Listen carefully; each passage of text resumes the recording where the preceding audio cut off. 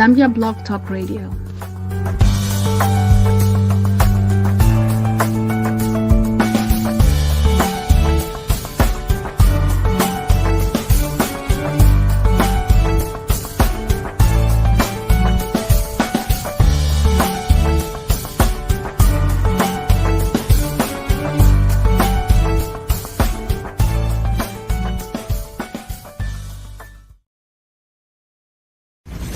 The Association of Zambians in DC, MD, and VA presents the second annual gala. Host, Dr. Grace Mukupa. Co-host, Kwangu Liwewe. Guest of honor, His Excellence Ambassador Chiwamba Kanyama. Date, August 19th, 2023. Time, 6 p.m. Venue, Gaithersburg, Marriott, Washington Center. Charges, individuals, $125. Table for 10, $1,150. And VIP, $200. Special appearance by Muka Chisaka, Miss Africa USA Culture Ambassador. Entertainment by DJ Flowkid. Dress code, formal dinner wear. For tickets, send your payments via Zelle at AZDMV@unitedstates@gmail.com and Cash App at $AZDMVA.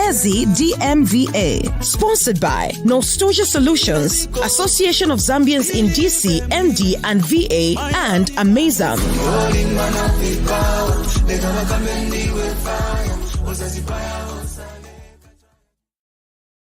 Hi everyone, good morning from Dallas, Texas. Good afternoon, Zambia. Good evening, the Western Pacific. We're so glad and delighted that you decided to spend your day with us. This is ZBTR TV.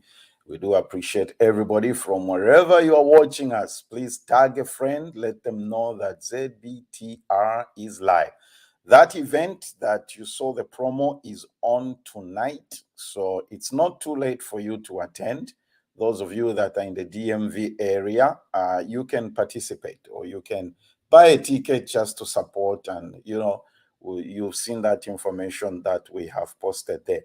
There will be some information I'll also be sharing about some of the things that you'll be expecting to see in the third quarter of the year on ZBTR TV, some of the things we are able to do for you and some of the services we'll be able to provide. Some of you have dreams of starting a show, but you don't want to go through the hassle of, you know, having to start a subscription for StreamYard and things like that. You can start a show right here on ZBTR TV and we'll be talking about that. All right, today, we are talking to one of my favorite people from CB. Musenge, how are you? I'm fine. How are you? I know we are dealing with technical issues here, but it's all good. We can see you and we can hear you.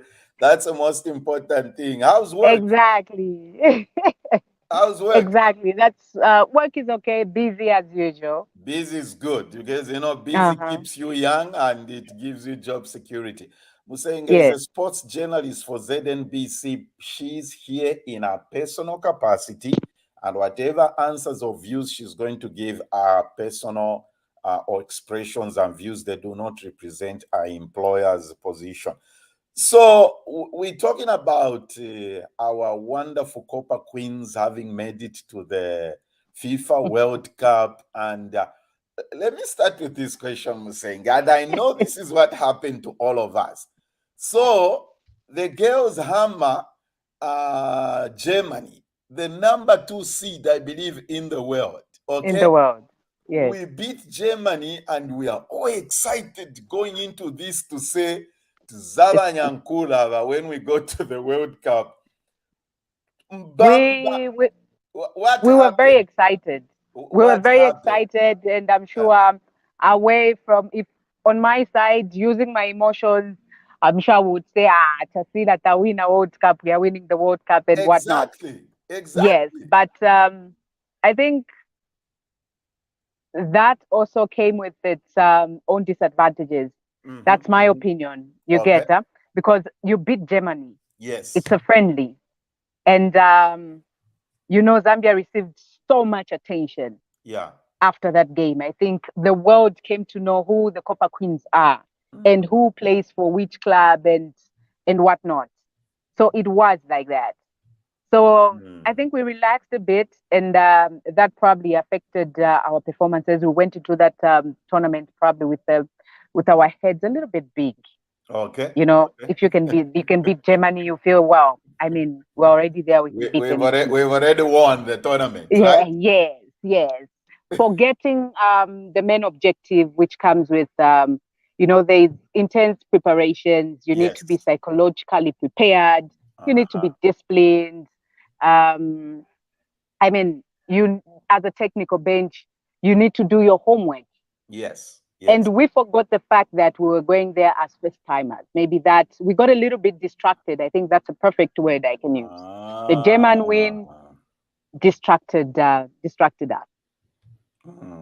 Yeah, you see, you are using terminologies, and some of the expressions you are using, these are things I've heard on this, and I'm sure you've also seen them on social media, to say one of the things that showed that they were lacking was the technical aspect of the game. Would you comment to that?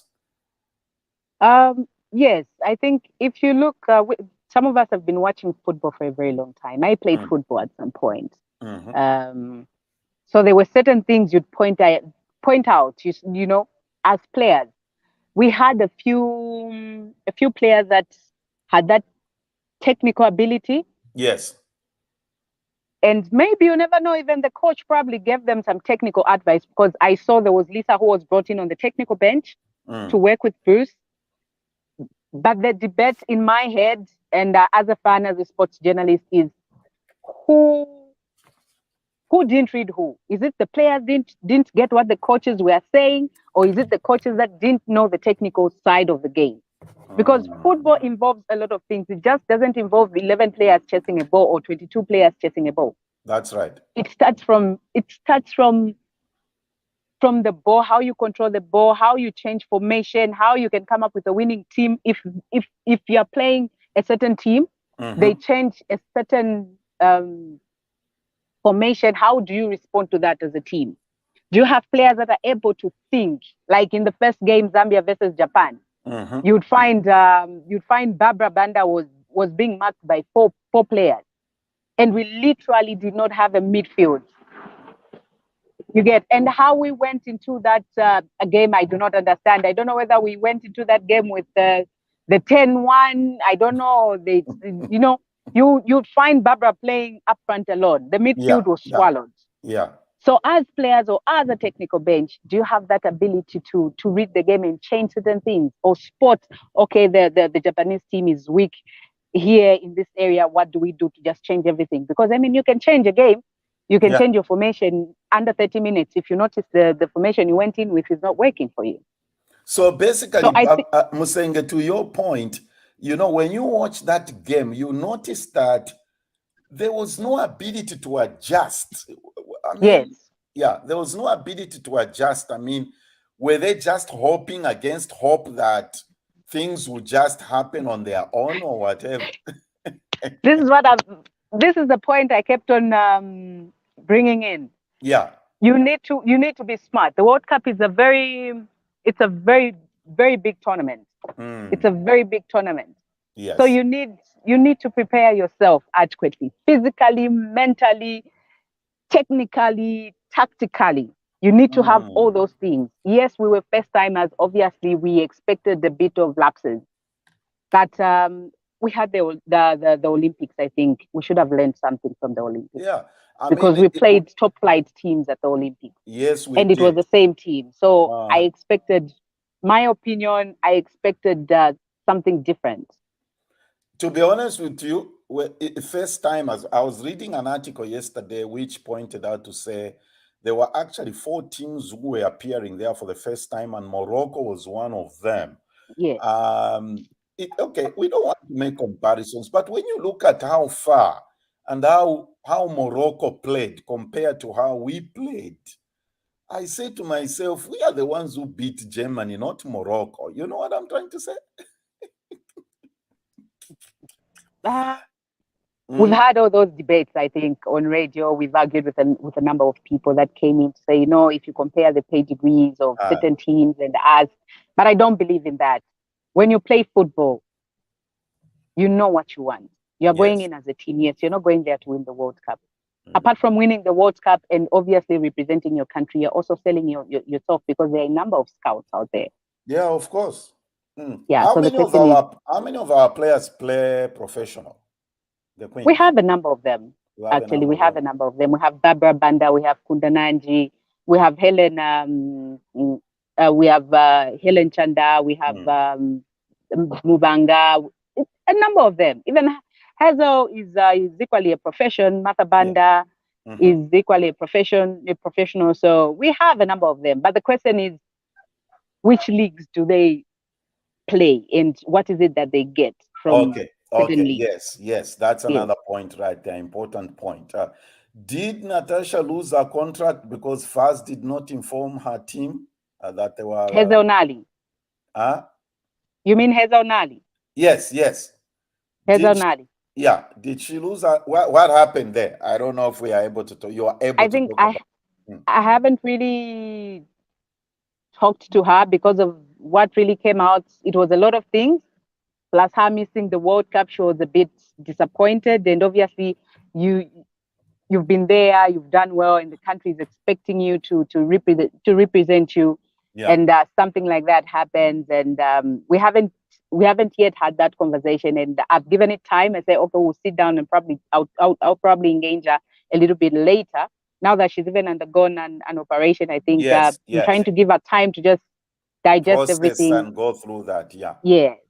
So is she back home? There were a lot of stories that came up on social media. People were speculating, but not until you see the official documentation that says, okay, the contract has been terminated because of this. I think in my kind of work, I work with evidence and not speculation. That's right. You don't just make a loud statement without. But let's come back home a little bit. How strong? What's your comment on the FAS has a women's soccer league, right? They do. Yes. How is it structured? How many teams do we have? In your view, how strong is it? How is it doing? We have 18 teams. 18? In 18 teams, yes. And women's football, I think for the longest time, even during our time when we were playing, it didn't really receive that much attention back then. But FAS has slowly taken the interest, and they are actually slowly investing in women's football. And now we have a team. We have a league that has 18 teams. Most of them obviously along the rail line. So all the way Lusaka, you come up until the Copper Belts. Because if you look at some of the players that were picked for the Women's World Cup, most of them came either from the Copper Belt or Lusaka, and maybe a few of them, if not one, from Central Province. I stand to be corrected, yes. So we are slowly getting there, baby steps, like they always say. I think we are at that point where now we have seen what women's football is capable of achieving, and how having a stronger league and a stronger team can actually put or can carry the Zambian flag as far as the World Cup. So I think in the coming few years, I should be seeing our league improving and being extremely competitive. Excellent. This team that went to the World Cup, how long were they together? They've been together, I think, for a very long time. I think they played together in the under 17, in the under 20. Yes, so they've been together for some time, so they know each other. Even when you follow them on Facebook, you're able to tell from the photos. The likes of Barbara Banda, I think they've been there for I don't know how many years.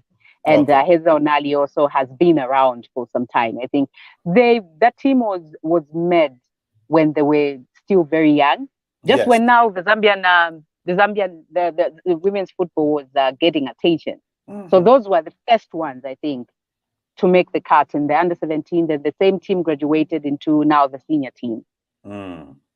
Excellent. So basically, they do have that chemistry, like we saw with the Chipolopolo that won the Africa Cup of Nations, right? Something like that. Yes. They have some chemistry together. There was a system, Musenge, that was used to choose these teams to qualify for the World Cup. For Africa, what just remind us what they did. It was the African yeah, for African teams to qualify to the ongoing FIFA Women's World Cup, I think they use the Africa Cup of Nations, the Women's Africa Cup of Nations, where the top 4 teams, the top 3 teams, yes, yeah, the top 4 teams qualified that finished that qualified to the semifinals. They all go through to the World Cup. There was a spot for a 5th team that went into playoffs. Okay. But they lost out. Yes. Do they use the same system globally across the world, Europe, South America, and? Well, when you look at South America and the countries that are there and how many teams are there, they usually play qualifiers. I think for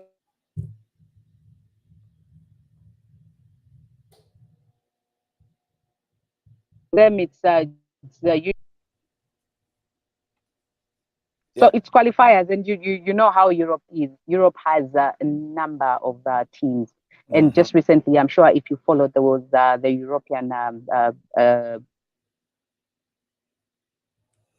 Okay, you know how it is when you get a call. When you get a call, you get those interruptions.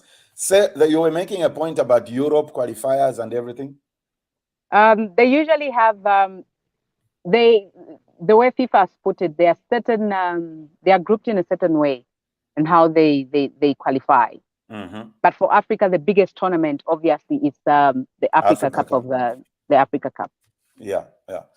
In Africa, how is it going with the women's soccer? I mean, you could see that some teams are very strong. I mean, even the South African teams was impressive, I was impressed with them. I think for me, I've always called for investment. If you want to see something improve, something grow, I think you need to invest in it. And this is something that maybe these other countries have been doing for a while. We are doing that, but probably we started a little bit late.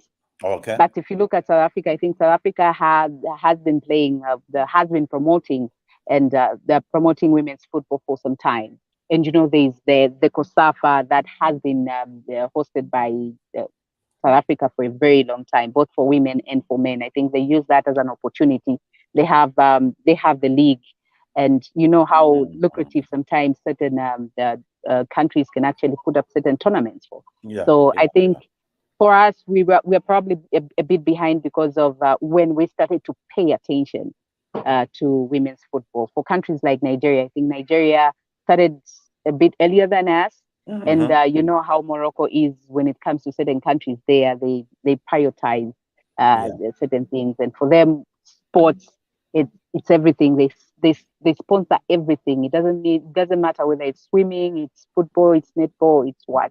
No wonder in certain tournaments you tend to see Nigerians taking part in almost all the championships, whether it's athletics, it's rugby, it's what. Yes, so it comes from that. They are in everything. Exactly. Yeah. So I think we are learning, like I mentioned earlier, baby steps, which we are taking. And for now, I think from crawling, we are now walking. Very soon we'll probably be running and very slowly. Okay. Yes. All right. Let's take a short break here, and then we shall come back and continue our conversation with Musenge.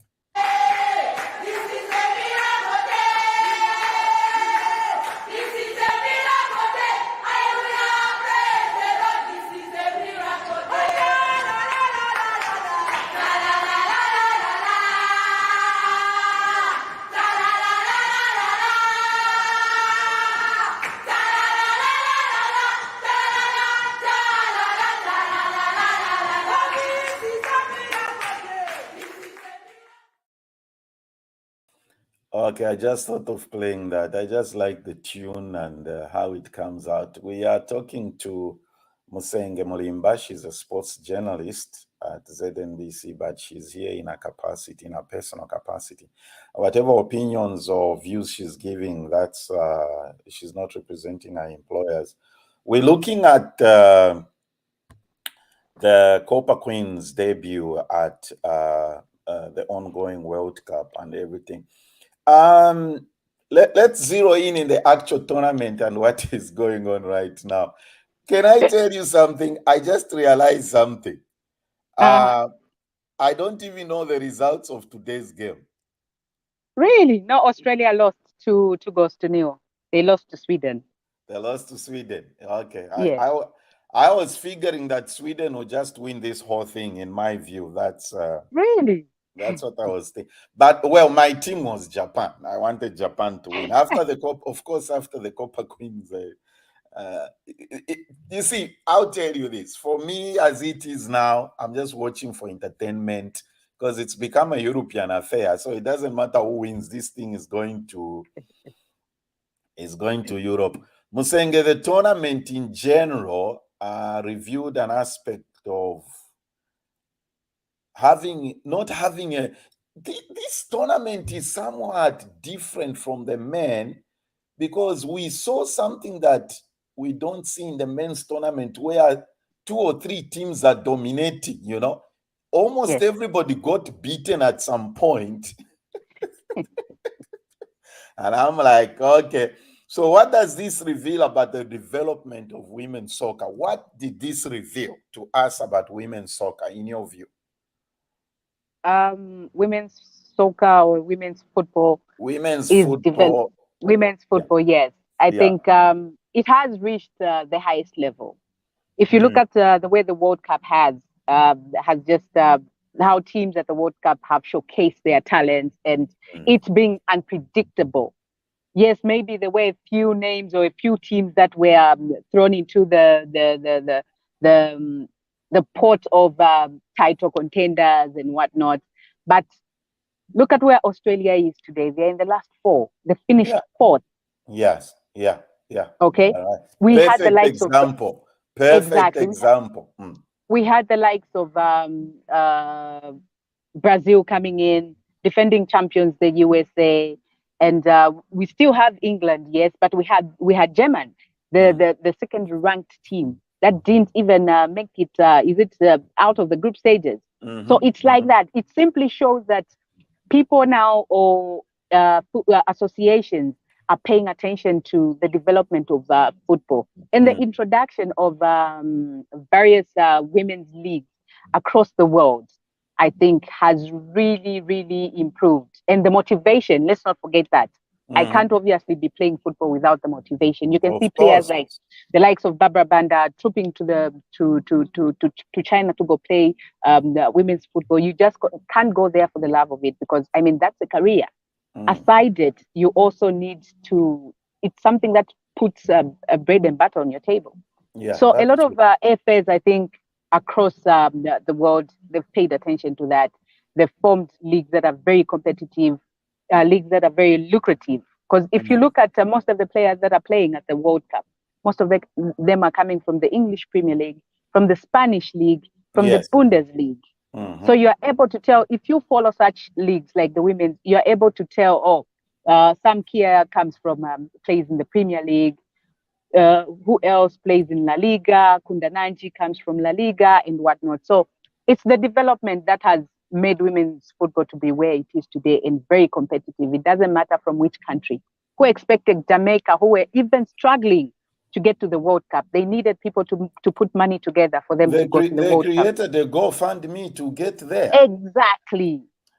So apart from them struggling financially, but it's the development, where it all started from, and what you are doing to ensure you produce world-class players. And this is what most of these countries are doing, and others are now following suit. Because after watching the World Cup, I'm sure a lot of women, a lot of girls out there would definitely want to venture or just be footballers at the end of the day. Yeah. I think it's created that some steering, some interest, some, young ladies out there are saying, well, I can do this, and, just go very far in life, rather than it just being at social level and a social game. We also saw, Musenge, some skill in this tournament. We saw some toughness, we saw some speed. I saw women there. I'm like, this one can play in the men's team. The ball control, the tactical, just everything. They're players that you'd point out at the World Cup that you'd say, this one is a complete player. And I'm not going to use any other player, I think, since the World Cup started, I've been using one player from Zambia that I've pointed out. Said this one is a complete player, and that's Margaret Belem. Margaret? Belem. Belem. Belem. For me, when you look at her, despite her height, and look at how she plays, she knows how to read the game. She knows how to position herself. She knows how to cross. She knows how to throw. She knows how to trap a ball. That's a complete right back for me. So I'll use the closest example I think I can come up with. That's the best way to go. Yes. So for me, Belem is just one of the few examples or the many examples I can give of how football has developed at women's level. This is a player who can, for me, I think this is a player who can play in any league at this point. She proved herself at the World Cup. She proved herself, I think, despite us losing, yes, the first game she was a bit sluggish and whatnot, but the last two games, the other two games for me, Belem was top notch. So you can tell. Yeah. So to your point, what should we do with a player like Belem when you see her? I've always called for player management, because when you're managing a player, as a manager, you know exactly what's best for your player, and you know what to do to achieve the best out of your player. If a player is well managed, you will find the best agents, the best clubs where they can go, where they can be developed. Yeah. So it still goes back to investments, and player management is very key. Okay. Yeah, that's very, very important. One thing you also observe watching this tournament, Musenge, is I know we even see this in the general tournaments that we see. Okay, football, soccer, whichever terminology wants to, the sportsmanship is just at its own level. But the women exhibited something that we haven't seen before, crying together with a team that they just beat. What's that about? That's you can't call it. Can you call it sportsmanship, or you can call it sportswomanship? It was impressive. I think I saw that. I was touched with Curly after England beat Nigeria. I remember the goalkeeper was crying. They were celebrating. She left her teammates, went to the goalkeeper, and at some point shoved the camera and asked the camera person to say, "You know what? It's a private moment. Here. Yeah, it's a private moment. Let this person cry and just have a moment, because they've lost the game." There's so much respect in this. I think it's something that I've seen during this tournament. They respect each other. After the game, it's okay. Yes, we have won, but you have to consider your friends' emotions, and this is something that has been happening. And I think I saw it happening again in the game against England and Australia. They did the same. They came together, and yes, it's very encouraging and like that, because if you look at those players, they know each other. They play in the same leagues. Oh yeah, that's another aspect to it. Yeah. So most of them are friends because they either play together or they play in the same league. But when it comes to international games, you meet at that level and you just have to play as opponents. Yeah, it's something that I observed, and I think social media picked on it, and I wanted to show some photos here, but I was just trying to be very careful with copyright stuff. People are very sensitive about this. As far as the Copa Queens are concerned, in your view, of course, what's the next thing coming up in the nearest future? What's the next tournament? What's next? We have is it the AFCON? I saw the draws that are starting. Is it this month or September? AFCON?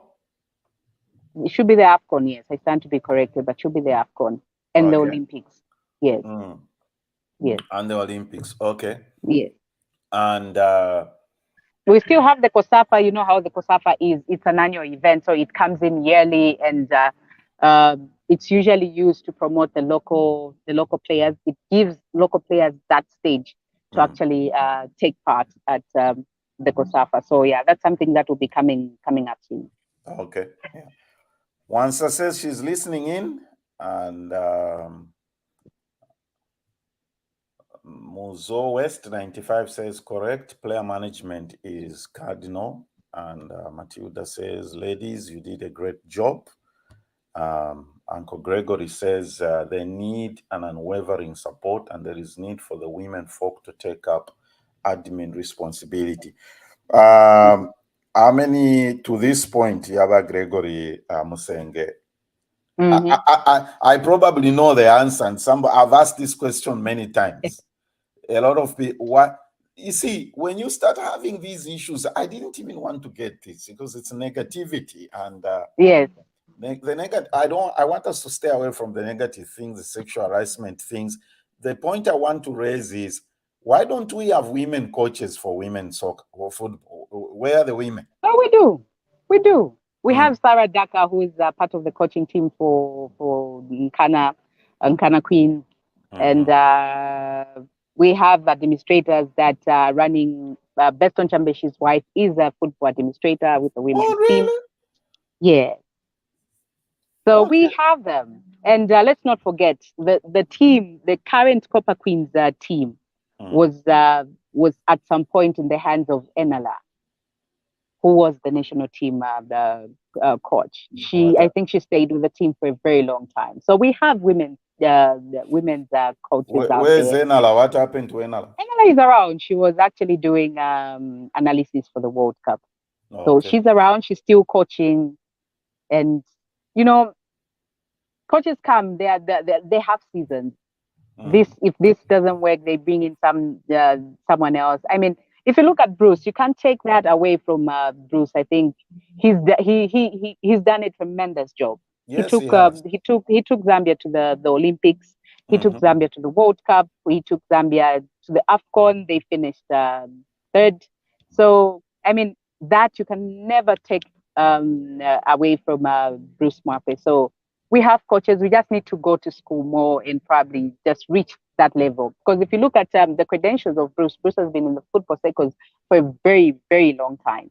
Even before I started practicing as a journalist, Bruce was a coach. Yes. And he's coached the Super League teams before. He's coached in Changa Rangers before. So he has vast experience. Yes, he does. Yeah. It's just that I feel that women should coach women. I don't know. That's just my thinking. Yeah. No, but if you see Australia, you see Australia, the Australian coach is a man. I think few coaches. England, their coach is a woman. But unless we need to call for more women to also coach men's team, maybe that will actually help with in terms of knowledge sharing and whatnot. Yes. If you have a woman probably sitting on the men's team, you tend to get knowledge from the most experienced one. Imagine you get Enala sits down with George, or maybe with Beston, or even with Wetson Nyerenda. So it's a matter of just incorporating everyone. It's very true. I agree with you. This is your field. I mean, you've said what I'm impressed with is the NBA having women assistant coaches and on the technical stuff like that. That is very important.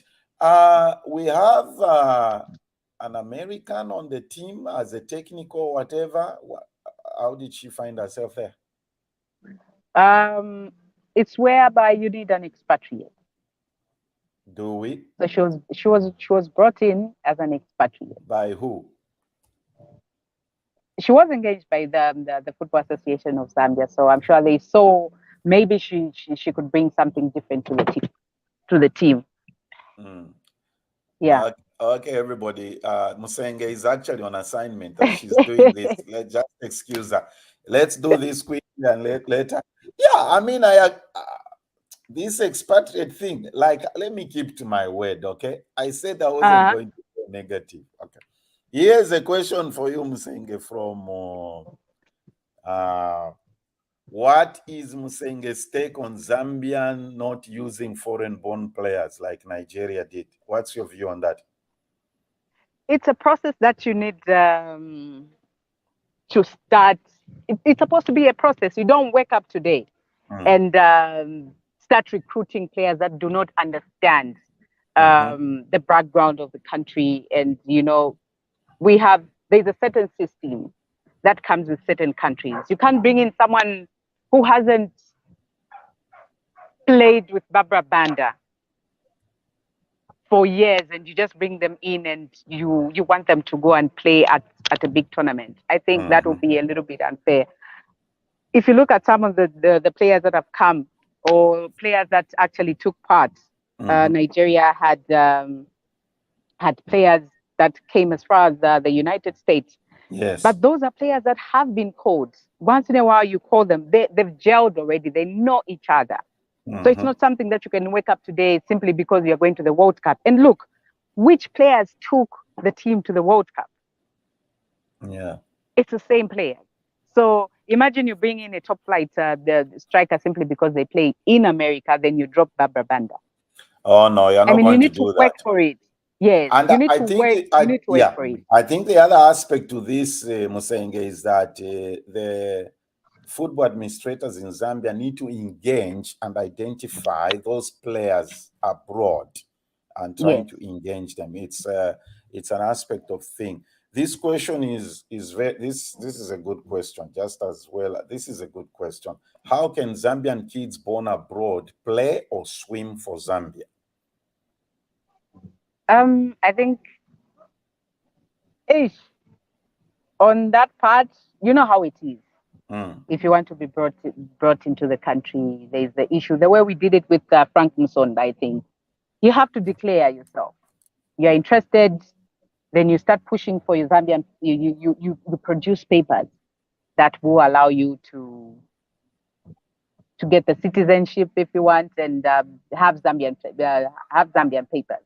So it's a process. You know how a country runs. It's supposed to be orderly done, not simply because there are those complications at the end of the day. Yeah, it's true. Okay, that people need to push, people need to make themselves known and stuff like that. Yeah, it's important.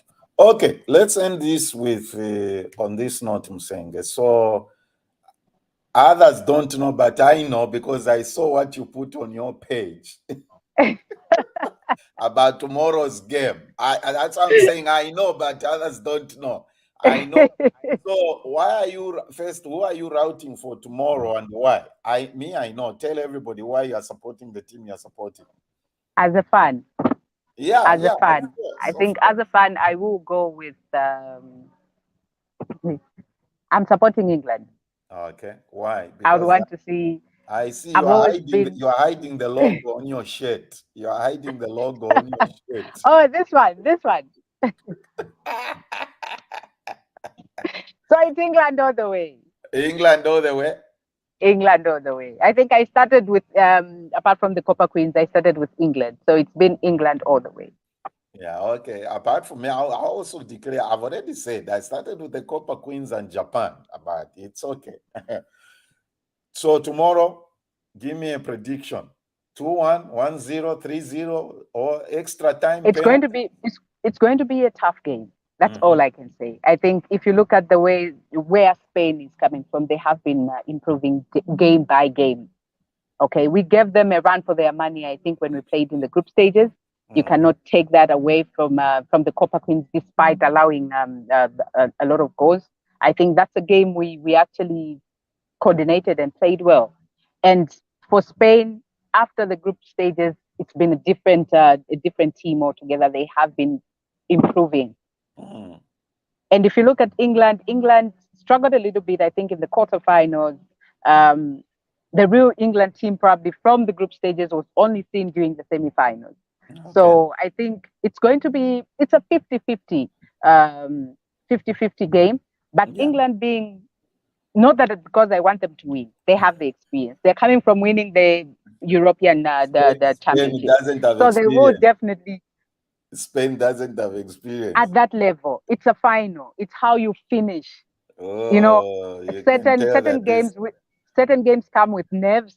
Certain games need certain experience and the mentality and just the mental strength. England has been there a couple of times, so they are able to handle that. Okay. But for Spain, you find that they want it more because this is the first time they are playing a final. They would want to just win the World Cup, just like the men's team. So they are going there with different intentions. So it's going to be a 50-50 game. But let's not forget, England's Lorraine James will be coming back after being suspended for 2 games with that red card. And she's one of the most talented players in that team. I saw you put this on your page as well. What Uncle Gregory is saying here, is this an English thing? It's coming home. Yes, it's an English thing. It's coming home. It's coming home. Okay. So when I saw this on your Facebook page, I'm like, it's coming home? England and Spain is not home. Then I said, well, I guess it's something to do with... Okay, everyone, Musenge says it's going to England. And before those of you can tell us your comments, what you think here. Personally, this is a European affair, so it doesn't matter to me. I'm just watching the game for entertainment or for fun. Unless if it was going to be between Europe and South America or another country from, but a European affair, Musenge, I'll just watch for the It can go either way. It can go either way. Yeah, it can go either way. Musenge, thank you. Okay. You do a good job, and we appreciate you taking the time. Everybody, like I've said, you can see the position in which she's in. She's actually on an assignment. She just told me and said, let's do this, and then we shall be. That's our show. I couldn't miss this. Of course, anything. You are part of this. This is your show. We don't take you for granted. All right. I wish you the best tomorrow. Thank you. Bye, Musenge. Okay, bye-bye. Bye. Okay, everyone, that was our show for today. The Copper Queens debut at the World Cup. And we just thought we would have some fun and have a conversation about that. I mentioned at the beginning of the show, those of you that were not there, that we're going to be offering some things, services, ZBTR. If you're interested, you can get in touch with us. And I know some people would like to start a show, but you just don't want to go through the tediousness of having a subscription to this StreamYard and all that. You can start a show here. We'll be able to help you do the tech stuff, market, and walk you through some processes for a great fee. So you just need to get in touch. Let me show you some of the things that our technical team is able to do. Those of you, especially in ministry, if you'd like to do anything ministry-wise or have a series of preaching on this forum, you can do that. We are not just about politics, sports, and other stuff. Even ministry stuff is welcome. Check out what our tech team is able to do.